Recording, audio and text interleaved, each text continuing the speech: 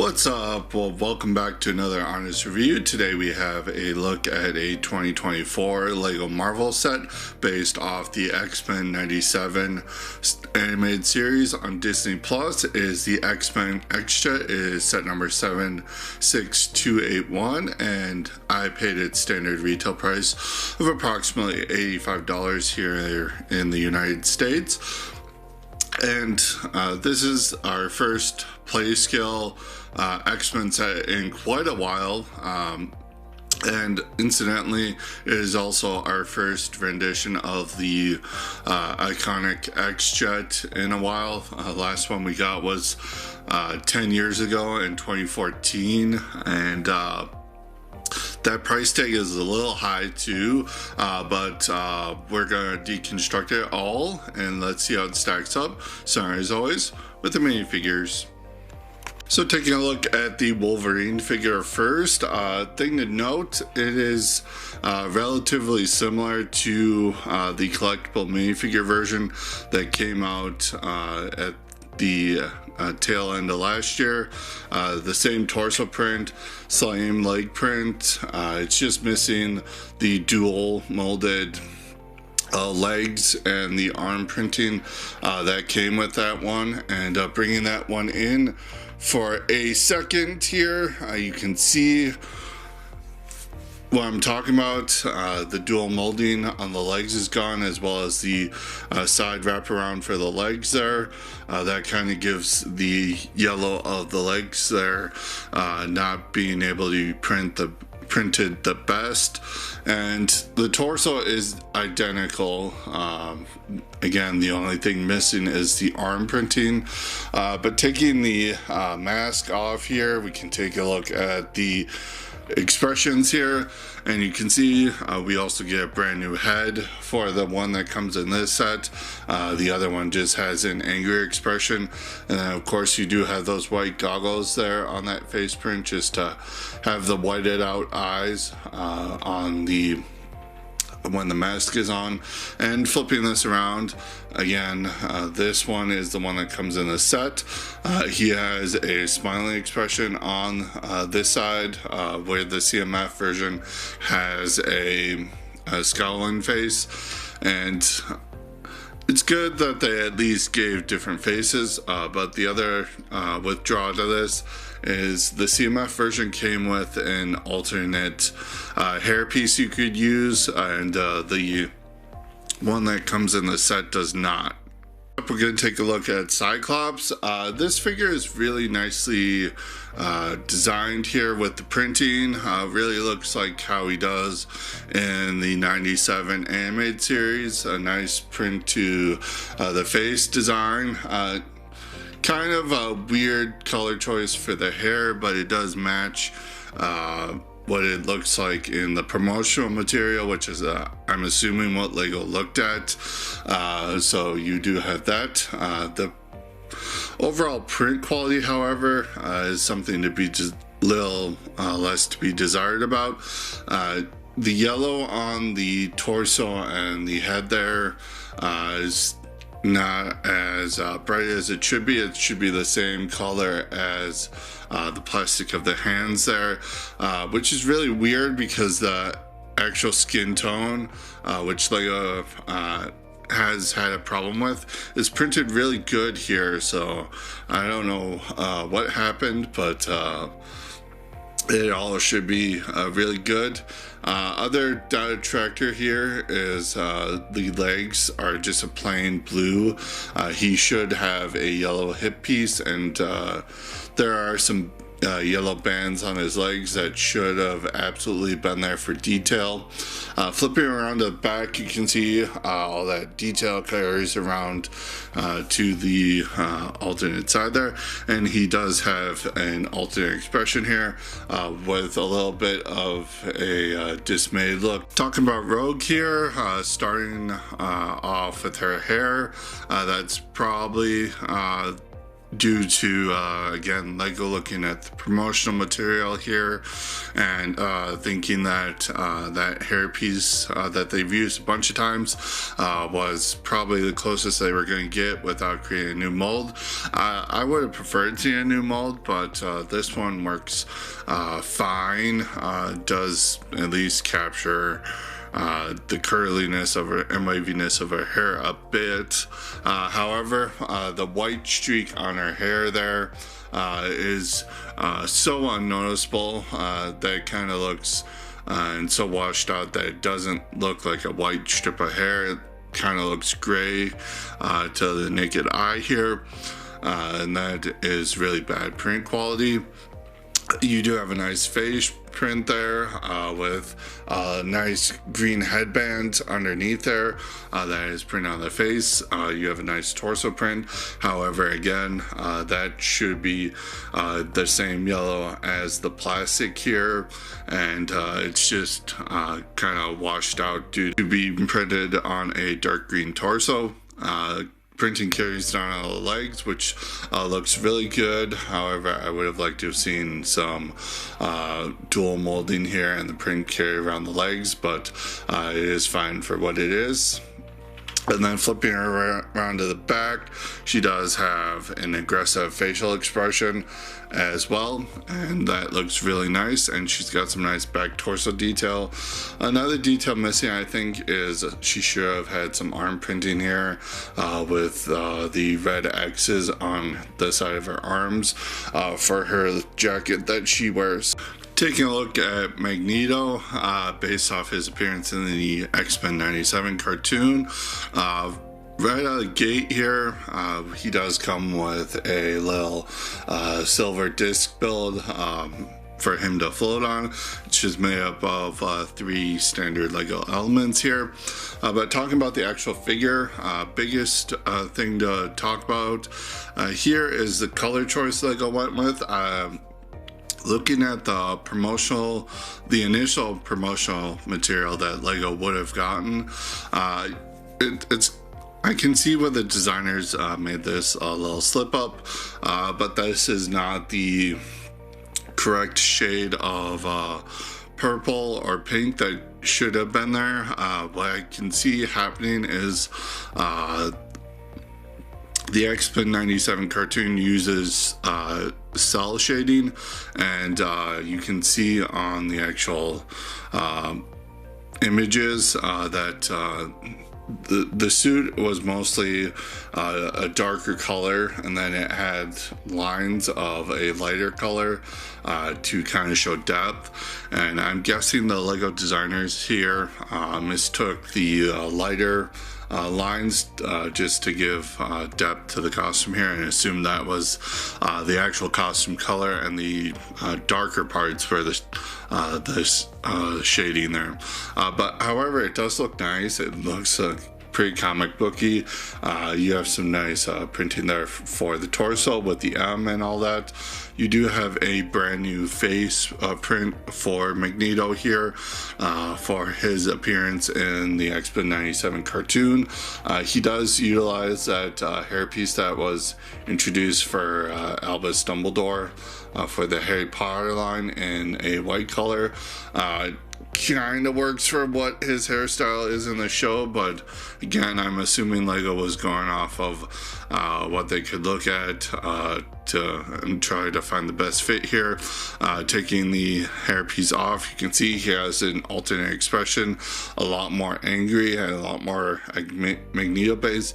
You got a single whole cape here with a nice spongy material here, and lifting that up, he has some nice back torso printing as well.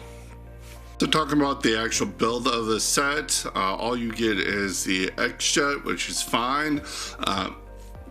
Build experience, it was pretty straightforward. This thing does utilize a lot of bigger pieces, which helps the build go by a lot faster than normal. Looks really nice. I like the shade of blue that they chose here. You get the red cockpit. Unfortunately, any decorations you see here are unfortunately stickers. There is quite a bit of them, and they do accentuate the model. They do look good, so I do recommend applying them, but apply them pretty well. Underneath here, you can see you got some nice build detail. For the underside, you got a couple light here, which you can move back and forth. You do got a couple of stud shooters here at the bottom. They just fire off little 1x1 trans red tiles. You do have, of course, those are stickers for the caution lights. It does rest pretty well on those. Towards the back here, you do have a couple of back parts of the jet here. They do have these trans red spring load shooters, and they do fire out pretty well, as we've come to expect with those spring load shooters. Looking at the top here, you do have a couple open studs here on either side. I would have liked to have seen the Lego designers cover that. Looking at this thing from the back, you have some nice detail as well. But now we're going to open this up and check out the interior. So opening up the cockpit here, it does just ratchet up a little bit, and inside you do get 2 seats for the front here, as well as some stickers here going along the side for some detail. You do have a bucket handle here used to be the control yoke, and you do have a sticker there for the front of the canopy for letting you know Magneto's a threat, I guess. You can fit 2 figures in there pretty well. The back one, you have to be careful not to lean it all the way back, otherwise you can't close that canopy. And as well, the back one opens up too. You do have a couple more seats to put figures. And you do have a separate screen here, looking very high tech with some schematics of the X-Jet and a couple more control panels. Towards the back here, you do have a couple of containers here that is just housing all the extra ammo for the stud shooters there, just some extra ammo. 8 total stud extra ammo there to put in there. Bonus to the storage areas, if you want to put Wolverine in the X-Jet, you just remove his claws there and you can store them away. So that is always good, having extra storage. Wolverine fits in there just fine. Again, you do have to remove his claws to... I just wanted to talk about the collectible minifigures that we got last year. If you do have them and we're wondering how they fit in here, Beast fits just fine. Looks really good there. However, Storm does not. And you might be thinking that that might be because her shoulder pads and her cloth. You can see, removing both of those pieces, she still doesn't fit that, and she doesn't fit in the front half either. That is just because of her mohawk element here. It is molded way too tall for her to even fit in, so that is a little bit of a miss, but I can understand if the Lego designers were only really focused on fitting all the figures that do come with this set in there, instead of worrying about if somebody could fit figures from another sub-line that they could fit in there. And they just focus on getting the figures that we have in the set in here, instead of worrying about making sure the CMF figures that everybody might not have gotten would fit in there. In case you were wondering, Magneto does fit as well, even with his cape on, and you can close up pretty nicely. Another feature that with these storage cubes is once you They are easy to remove, but once you close this down, it kind of locks them into place. However, a big detractor is if you flip this upside down, those studs can easily come flying out if you turn this around just like that, and you can easily lose them. So it wasn't the best design, but I'm guessing the designers didn't think about kids swooshing this around. But to that I say, why are you not expecting kids to fly this around, turn it upside down, do barrel rolls? That should have been something that would have caught their notice, but that is something to watch out for with this as well. Going into the extra pieces with this set, pretty standard selection here. You do get brick separator with the set as well. You do get 8 extra tiles here for the extra stud, for the stud shooter as extra ammo. However, they are incorporated into the set as I mentioned. And the biggest weird thing is you do get spring-loaded shooters with this set. However, you do not get an extra bolt for that for ammo, which I don't know why. You can easily lose those a lot faster than you can lose the stud tiles, so I don't know what that's about. Take a look at the instruction manual. I mean, there's not much to say here. You do get the render on the front cover, which is completely corrected to what you actually get in the set. Pretty straightforward manual too, just walks you through the motions. You do have Wolverine here sporting the progress bar, but of course, like most modern day instructions that aren't Star Wars or City, they do not have any advertisements at the back anymore. They just have the parts inventory, and then you have the product feedback with the Pirates pointing at this time. So taking a look at the box here, it's at standard $40 to $50 size range, even though this is well above that price range. Talking about the actual box here, you got a nice product shot of the set. However, it is rendered and completely corrected to what you actually get in the set. It's the same hallmark we've been seeing for the design style for the Lego Marvel sets for the past number of years. You just have the X-Men 97 stuff replacing what the median is based off of for this box here. Top of the box, you have Wolverine sporting the actual size reference, as well as you got a nice little back shot of the set, X-Men logo, all that showing all the play features of the set, as well as a little play scenario here. So going into my final thoughts for the set, the build is very nice. It does have a couple of flaws as mentioned.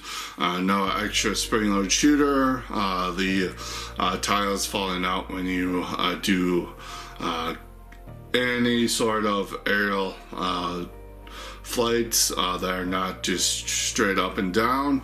Minifigures are also really good inclusions. It's just there are a couple things that were missing from a few of them. Cyclops with his legs, he shouldn't have come with plain blue ones.